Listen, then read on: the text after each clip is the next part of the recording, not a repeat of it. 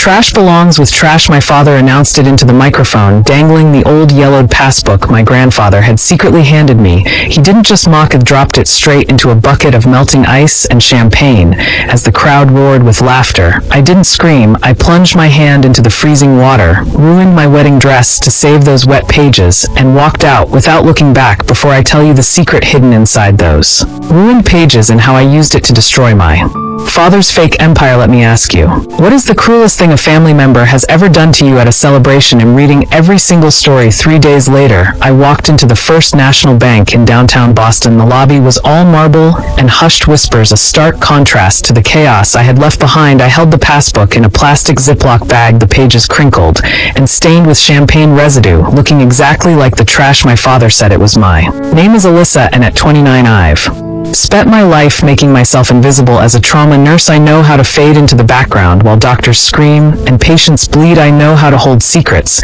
but standing there in my thrifted coat, waiting for the young teller to stop typing, I felt exposed. I need to check the balance on this, I said, sliding the bag across the polished counter. It was a gift. The teller, a girl no older than 20, picked it up with 2 fingers, her nose wrinkling slightly. She typed in the account number, probably expecting an error or a zero balance. Then she stopped. Her fingers hovered over the keys. She blinked, leaned closer to the screen, and the color drained from her face. Ma'am, she whispered, voice trembling, please wait here.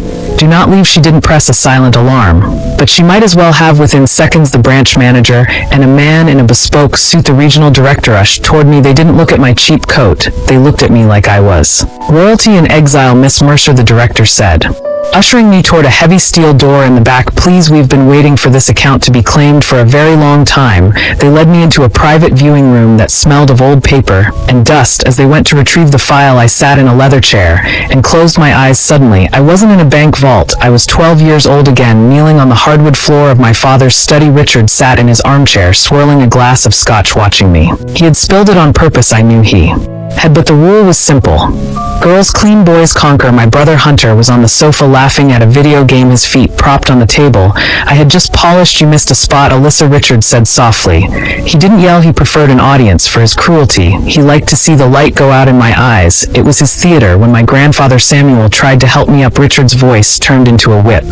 Touch that rag, old man, and he'll put you in a state home so fast you won't even have time to pack your pills. I scrubbed until my knuckles bled that day, because I believed I had no value outside of what I could endure. The heavy clank of the vault door brought me back. I opened my eyes. I wasn't that 12-year-old girl anymore. I was the woman holding the match. The director placed a thick file on the table. Your grandfather didn't just open a savings account, Miss Mercer. In 1982, he established a Totten Trust. He was an early investor in Apple and Microsoft. He funneled every dividend back into the portfolio untouched for 40 years. He turned the document toward me. The current value of the trust legally payable to you upon his death is $12,400,000. The number sat there on the page, black and absolute. I stared at it. I thought about the champagne bucket. I thought about Richard laughing into the microphone, calling this fortune trash. He had held $12 million in his hand and thrown it away because he was too arrogant to look inside the cover. Is there anyone else listed on the account? I asked, my voice calm and clinical. No, the director said, just you. It's entirely yours. I touched the dried, ruined passbook. It wasn't just money, it was a weapon.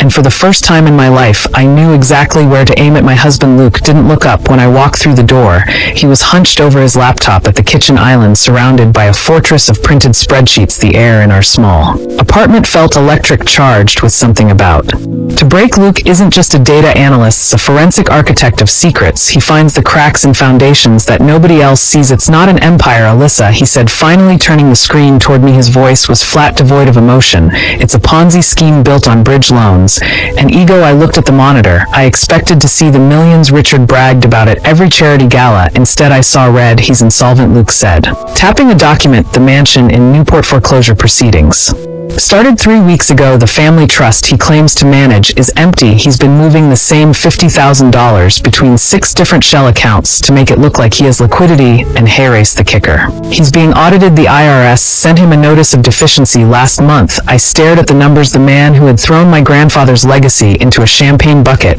wasn't a titan of industry. He was a drowning man flailing in a sea of debt. He didn't just want money, he needed it to stay Out of federal prison, my phone rang. It was him. I put it on speaker. Luke stopped typing. Alyssa Richards' voice filled the kitchen. There was no apology, no hesitation, just the brash confidence of a man who believed he still owned the world. I've been thinking about that. Shaq, your grandfather left you the cottage. What about it? I asked. My hand rested on the table to steady a tremor, but my voice was ice. I'm going to do you a favor, he said. I've spoken to my real estate attorney. We can liquidate it. Quickly, I'll handle the sale, get you a fair market price, and invest the proceeds into the family business so you actually get a return. You're a nurse, honey. You don't know the first thing about property taxes or maintenance. I'm trying to save you from a headache. He wanted the cottage. It was the only tangible thing Samuel had left me besides the passbook. It was worth maybe $300,000, peanuts to a billionaire, but a lifeline to a desperate fraudster. I'm not selling, Dad, I said. The line went silent. Then the mask slipped. You listen to me, he snarled, his voice dropping an octave. That old man was mentally incompetent when he signed that deed. I have witnesses ready to testify that you manipulated a senile geriatric into signing over family assets. If you don't sign that transfer paperwork by Friday, I will sue you for elder abuse. I will drag you through probate court until you're bankrupt. Do you understand me? You're out of your depth, Alyssa. He wasn't protecting me. He was hunting for liquidity, any asset he could seize, sell, and funnel into his black hole of debt. I understand perfectly, I said. Good, I'll have the papers sent over. The line clicked dead. I looked at Luke. He wasn't scared. He was smiling, a cold, sharp smile that matched the feeling rising in my chest. Richard thought he was bullying a helpless daughter. He didn't know he had just handed us the blueprint to his own destruction. Desperate men make mistakes. I waited 24 hours before calling him back. Silence is a powerful amplifier. It lets desperation breed, Luke. And I spent that day not in panic, but in preparation. We didn't hire a lawyer to fight the sale of the cottage. We hired a graphic designer to forge a portfolio of investment documents. When I finally dialed Richard's number, I put on the performance of my life. I didn't summon the confident woman who had walked out of the bank vault. I summoned the 12-year-old girl terrified of spilling scotch. Dad, I whispered. When he picked up, I let my voice tremble. I'm sorry. I hung up. I didn't know what to say. You should be sorry, he snapped, but the edge was duller. He was listening. It's not just the cottage, I said, pitching my voice to the perfect frequency of naive panic. I went to the bank. The passbook, it wasn't empty. The line went dead silent. I could practically hear him doing the mental calculus. How much, he asked. Greed leaked through the phone like oil. $12 million, I choked out. But Dad, I don't know what to do. The bank manager started talking about capital gains taxes and federal audits. I think I'm in trouble. If the IRS finds out I have this, they'll take half of it. I don't know how to hide it. It was the perfect bait. I handed him exactly what he believed about Methat. I was weak, stupid, and incapable of handling power. And I handed him exactly what he needed. A massive injection of liquidity to cover his own crimes. Listen to me very carefully, Alyssa, he said, his voice transformed instantly from bully to savior. It was chilling. Do not sign anything with the bank. Do not talk to any lawyers. You bring that paperwork to me. I can shelter it under the family trust. We can classify it as a pre-existing asset. It's complicated, but I can make the tax liability disappear. I'm doing this for you, sweetheart. To protect you, protect me. He wanted to swallow the inheritance whole, to plug the holes in his sinking ship. Can we do it tonight? I asked. No, he said, too quickly. He needed time to prepare the fake transfer papers. I have the Man of the Year gala on Saturday in Boston. It's perfect. Bring the documents. They're well signed. Everything in the VIP suite before the speeches. Will announce the expansion of the family fund. I'll look legitimate. He wanted the audience. He wanted the glory of announcing a $12 million windfall as his own business genius. Okay, I said. Thank you, Dad. Thank you for fixing this. That's what fathers are for, he said. I hung up. I looked at Luke. The fear vanished from my face instantly. He took it, I said. Luke nodded. Already printing the documents we will actually present. They looked exactly like the standard transfer forms Richard would expect. Same font, same headers, but the fine print wasn't a transfer of funds. It was an affidavit of sole liability. Richard thought he was reeling in a clueless daughter. He didn't realize he had just invited his own undoing. The Man of the Year charity gala was held in the grand ballroom of the Fairmont Copley Plaza. Crystal chandeliers dripped light onto the shoulders of Boston's elite. It was a room full of old money, political power, and in my father's case, desperate, clawing ambition. I arrived at 7:55 in the evening. I wasn't wearing the beige, sensible clothes Richard preferred me in. I was wearing a structured red dress that cost more than my car. I walked through the crowd, not around it. I saw my brother Hunter near the bar laughing too loudly, already 3 drinks deep. He didn't see me. He was too busy playing the role of the dolphin to a non-existent kingdom. Richard was at the front of the room, flanked by 2 senators. He looked radiant. It was the glow of a man who thought he had just pulled off the heist of the century. When he saw me approaching, his smile didn't waver, but his eyes narrowed. He excused himself and met me near the stage steps. "You're late," he hissed through his teeth, keeping his smile plastered on for the photographers.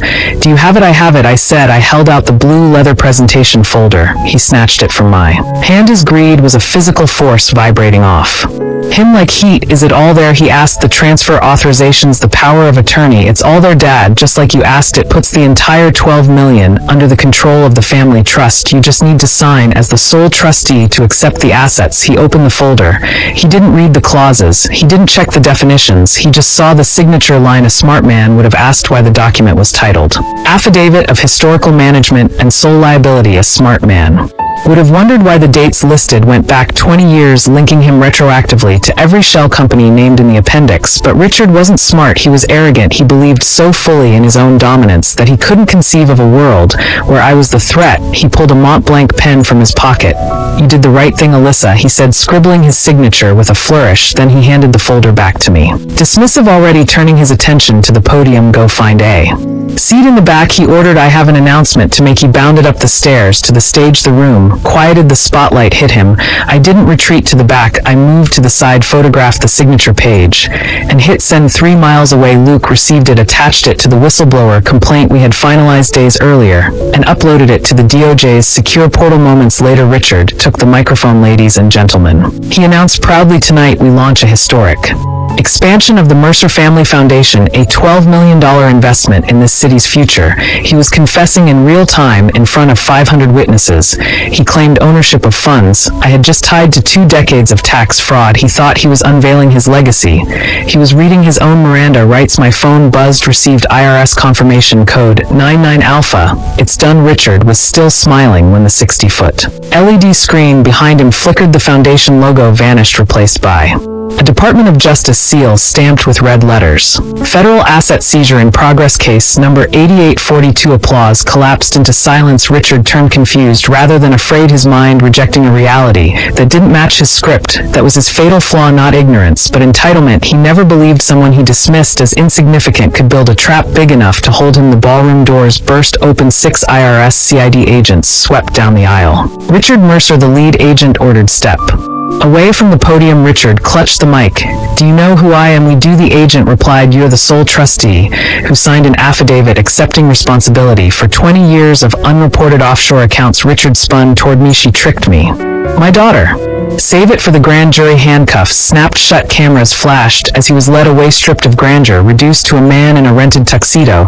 I thought it was over. It wasn't. The VIP suite door slammed. The lock clicked. Hunter stood there, sweating, purple-faced, frantic. "You ruined everything," he hissed. "It was already ruined," I said. "The money never existed." He grabbed a serrated steak knife. This wasn't strategy anymore. It was raw instinct. The moment when the illusion of family collapses and desperation shows its teeth. Luke stepped in front of me, opened the door. Hunter lunged. Luke caught, his wrist twisted, and the arm snapped. The knife skidded across marble. When agents forced the door open, my brother was sobbing, not from pain, but from irrelevance. That was 3 weeks ago. This morning, Newport smells like salt and fresh coffee. I'm sitting on the porch of my cottage. Mine. I fixed the roof, cleared the ivy, made it a home. Richard was denied bail. His assets are frozen, his empire liquidated. Hunter took a plea deal. No inheritance awaits him, only work. I burned the affidavit on the porch. I don't need it anymore. The IRS and DOJ already have everything that matters. This page was just the fear I used to carry. Luke sits beside me. The trust transfer is complete. It's all yours. What do you want to do with it? I look at the ocean. $12 million. Nothing, I say. Let it grow. I'm still a nurse. Still Alyssa. The money isn't power. It's